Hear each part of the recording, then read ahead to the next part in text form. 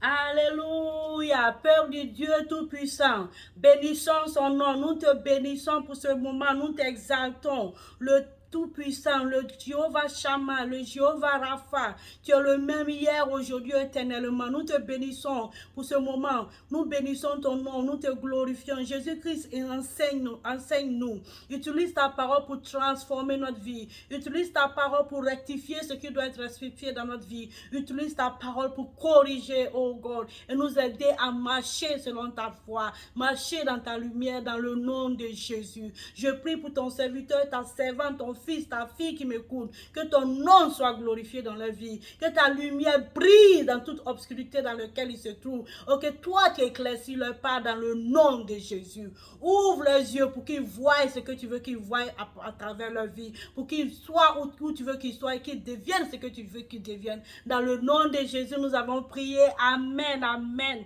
Tu es bienvenu. Merci, merci, merci. Encore que le nom du Seigneur soit béni. Si tu m'écoutes que Jésus-Christ n'est pas ton Seigneur, je te prie d'accepter Jésus-Christ comme Seigneur et Sauveur. C'est seulement Jésus qui peut transformer ta vie. C'est seulement Jésus qui peut faire de toi ce que tu veux devenir. Je sais que nous avons tous des rêves, nous avons tous des ambitions, mais par notre force ou notre pouvoir, nous ne pouvons pas. Mais c'est avec Jésus, nous le pourrons. Si tu n'es pas chrétien, il donne ta vie à Jésus et une relation avec Jésus et ta vie ne sera plus la même. Il est le chemin, la vérité et la vie. Il est venu dans ce monde. Il ne pouvait pas rester au ciel sans toi. Il est venu, il est mort pour toi. Oui, toi, tu es précieux. Il t'aime tel que tu es. Il t'aime, il sait tout ce que tu as fait. Et c'est pas ce qui va te séparer de lui. La Bible dit, rien ne pourra nous séparer de l'amour de Dieu. Il t'aime parce qu'il t'a créé. Donc, aie confiance et donne-lui ta vie. Amen. Amen. Avant de continuer, on va continuer notre message sur les habitudes. On a fait les habitudes par la partie 1 et la partie 2. Et aujourd'hui, c'est comment se débarrasser d'une habitude indésirable. Comment se débarrasser d'une habitude indésirable. Nous avons tous des habitudes indésirables. Il y a des gens qui fument, il y a des gens qui boivent, il y a des gens qui rapportent, il y a des gens qui sont, en tout cas, qui ne font que coucher avec des gens à gauche, à droite. En tout cas, on a tous des habitudes. Il y a des gens qui ne peuvent pas dire non. Tout ce que, chaque fois, ils veulent plaire aux gens, qu'ils ne disent que oui, oui, oui, ils ont même leur dernier argent, quelqu'un demande, ils ne font que donner, eux, ils ne souffrent. En tout cas, nous avons tous des habitudes indésirables. Aujourd'hui, le Seigneur va nous aider à apprendre comment s'en débarrasser. Amen. Ouvrons la Bible dans Romains 7, versets 15 à 17. Si tu n'as pas de Bible, et qu'aujourd'hui, c'est ta première fois, tu n'as pas encore eu tu n'as pas encore eu une Bible, ça ne fait rien, tu peux prendre note. Romains 7, 15 à 17. Le jour que tu auras une Bible, le Seigneur va te bénir. Et si en tout cas tu as écouté cette parole et que tu veux une Bible et tu ne sais pas comment l'avoir, envoie-moi un message et le Seigneur pourvoira pour toi. Amen. Amen. Romains 7, verset 15 à 17. Je vais lire le verset 15. Romains 7, verset 15. Amen. Car je ne sais pas ce que je fais. Je ne fais point ce que je veux et je fais ce que je hais. Amen. Je ne sais pas ce que je fais. Amen. Et je ne fais point ce que je ne sais pas ce que je fais, je ne fais point ce que je veux et je hais ce que je fais. Et nous avons toujours, parfois nous nous trouvons dans ce monde, dans cette phase de la vie que on fait ce qu'on ne veut pas faire. Parfois, tu te dis, oh, aujourd'hui, en tout cas, je ne vais pas faire cette habitude. Je vais faire tout mon mieux pour ne pas faire. Et on se retrouve de faire. Pourquoi? Parce que ce n'est pas par notre puissance ni par notre force, mais par le Saint-Esprit. Donc, Jésus nous a donné sa grâce pour pouvoir échapper, pour pouvoir nous débarrasser de ces habitudes. Il y a des gens qui ne peuvent pas dire non. Quand n'importe quoi, ils sont au travail, quelqu'un leur dit, oh, fais ceci, ils font. Fais ceci, ils font. Même si ce n'est pas leur travail, ils ne font que travailler, travailler, travailler. Ils n'ont même pas un temps pour se reposer. Ils ne prennent même pas de congé. Et il y a des gens, même leur argent, ils ne peuvent pas se réjouir parce que n'importe qui leur dit, donne-moi l'argent, ils ne font que donner, donner parce qu'ils veulent plaire à tout le monde. Mais sache que tu ne peux pas plaire à tout le monde. Même Dieu, il ne plaît pas à tout le monde parce qu'il y a des gens qui ne peuvent pas les plaire. Même si tu te sacrifies, tu te brûles et tu donnes ton corps aux gens, tu ne peux pas plaire à tout le monde. Amen. Donc, cessons d'essayer de plaire à tout le monde. Si tu veux plaire à tout le monde, quelqu'un m'a dit que si tu vends la crème glacée, tout le monde va t'aimer. Même si tu vends la crème glacée, tout le monde va t'aimer. Mais les gens qui n'ont pas d'argent pour payer ta crème glacée, ils ne vont pas t'aimer. Donc, il ne faut pas avoir l'habitude d'essayer à plaire à tout le monde. Ce n'est pas une bonne habitude, c'est une habitude indésirable et nous devons nous en débarrasser. Amen. Ok. Cela peut être difficile, surtout comment se débarrasser d'une habitude indésirable. Cela peut être difficile, surtout si vous le faites depuis longtemps. Donc, au lieu de prendre du temps à se débarrasser d'une habitude indésirable, développe une habitude différente qui est en quelque sorte opposée à la mauvaise habitude. Développe une habitude nouvelle. Parce que pour s'en débarrasser, vraiment, ça sera difficile. Mais développe une habitude nouvelle. Et comment, tu vas te demander comment développer une habitude nouvelle. Avant de développer une habitude nouvelle, tu dois savoir qu'est-ce qui déclenche cette habitude indésirable à laquelle tu veux t'en débarrasser. Qu'est-ce qui déclenche cette habitude? Amen. Comment, tu dois savoir où est-ce que tu te trouves, où cette habitude indésirable se produit. Avec qui tu te trouves quand cette habitude indésirable se produit. À quel temps, à quel moment de la journée, à quelle saison ça se produit. Et qu'est-ce qui nourrit cette habitude? Parce que quand tu connais ces points, ces facteurs, ça sera difficile, ça sera facile pour que tu puisses créer une habitude opposée à cela. Un exemple, si ton habitude, ta mauvaise habitude dont tu veux te débarrasser, c'est fumer. Et tu sais que quand tu es avec ses amis qui fument, quel que soit comment tu veux t'en débarrasser, l'odeur de la cigarette te fait chuter. Qu'est-ce que tu fais?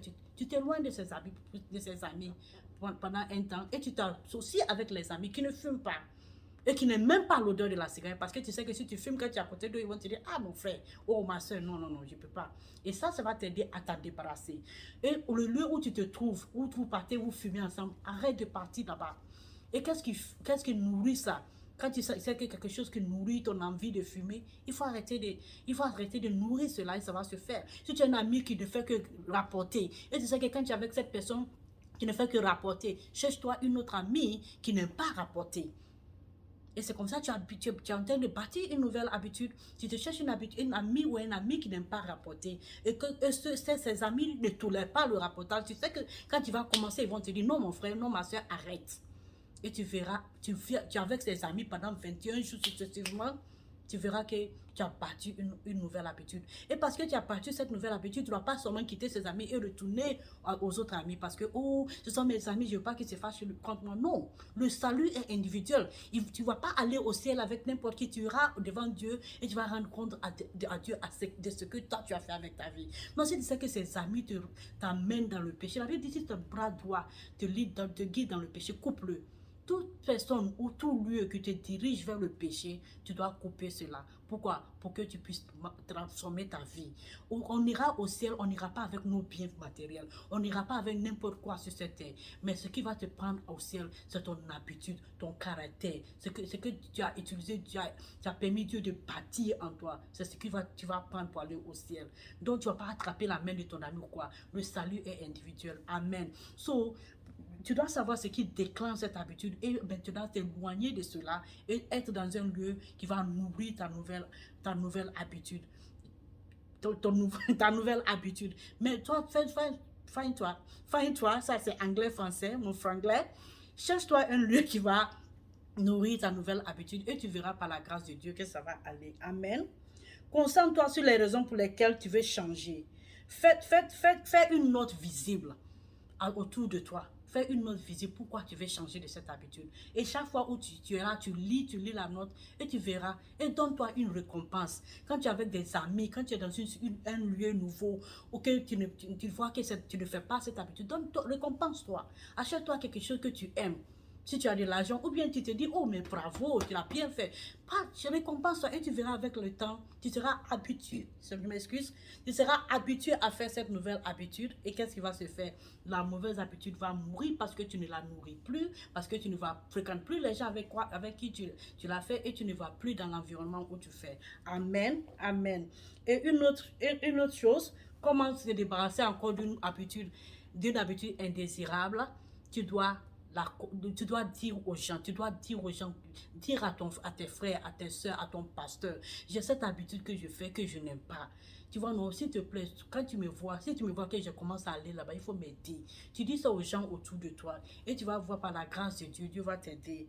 Dans le livre de Proverbes 28, verset 13. Il faut dévoiler ton habitude, dévoile le péché. Quand tu couvres ton péché, ça se multiplie. Il ne faut pas couvrir. Dis aux gens que, oh, dis à ton pasteur, si tu ne veux pas dire à tes frères et sœurs, tu as peur qu'ils te jugent, dis à ton pasteur que, en tout cas, j'ai la tendance de rapporter, ou bien j'ai la tendance de mentir. Non, je veux que tu m'aides. Que tu m'aides. Tu dis à quelqu'un, ton meilleur ami avec qui tu es venu dans cette nouvelle avec cette nouvelle habitude, dis-leur, je veux que tu m'aides avec cela. Et quel que soit comment il te juge, il ne faut même pas t'en faire. Toi, tu sais que tu veux fixer ta relation avec Dieu. Et quand tu iras au paradis, tu vas même pas, tu vas t'asseoir et tu vas dire, Dieu merci, qu'ils se sont moqués de moi, mais par la grâce de Dieu, je suis où je suis. Amen. Amen. Donc, vous avez entendu, ça c'est la fin de cette série sur les habitudes. Pour que tu puisses t'en débarrasser d'une habitude indésirable, c'est facile. Tu ne peux pas dire que oh, je vais cesser de faire. Non, par la force, on ne peut pas. Crée-toi une nouvelle habitude qui est opposée, qui est contraire à l'ancienne. Et en faisant cela, il faut savoir les déclencheurs de l'ancienne habitude et t'éloigner de ces déclencheurs. Faire l'opposite. L'opposé de ces déclencheurs et tu verras que ta vie va être transformée dans le nom de Jésus. Amen. Donc avant que je ne finisse, il faut que tu saches que ce n'est ni par la force ni par l'intelligence. Tu m'écoutes actuellement, tu n'es pas chrétien, tu ne pourras pas le faire parce que c'est par sa grâce que nous pouvons être qui nous sommes. Non, si tu n'as pas encore accepté Jésus comme ton sauveur, ou bien tu es un chrétien mais ta vie, tu ne vis pas une vie que Jésus veut, ou bien tu te dis que tu as une relation avec Jésus mais tu ne vis pas la vie que Jésus veut que tu vives. Donc tu veux redédier ta vie. Prie avec moi. Répète après moi. Seigneur Jésus, je viens à toi aujourd'hui. Je t'accepte dans mon cœur que tu es Dieu et je te confesse avec ma bouche que tu es Seigneur, tu es mort à la croix pour moi. Merci Jésus, pardonne-moi mes péchés. Transforme-moi, donne-moi une nouvelle vie. Je t'accepte dans ma vie. Viens et habite en moi dans le nom de Jésus. Si tu as fait cette prière, frères et sœurs, tu es sauvé, tu as été transformé des ténèbres à la lumière et Jésus-Christ est Seigneur. Cherche-toi une église, une bonne église où la parole vivante de Dieu est prêchée et commence à aller là-bas et le nom du Seigneur sera glorifié. Amen. Si tu as besoin, il y a des questions que tu veux que je te réponde, tu peux m'amener en tout cas un message et Jésus à travers moi te répondra. Amen. Béni soit le nom du Seigneur. Merci d'avoir écouté. Que le nom du Seigneur soit béni. Amen. Alléluia. Au revoir.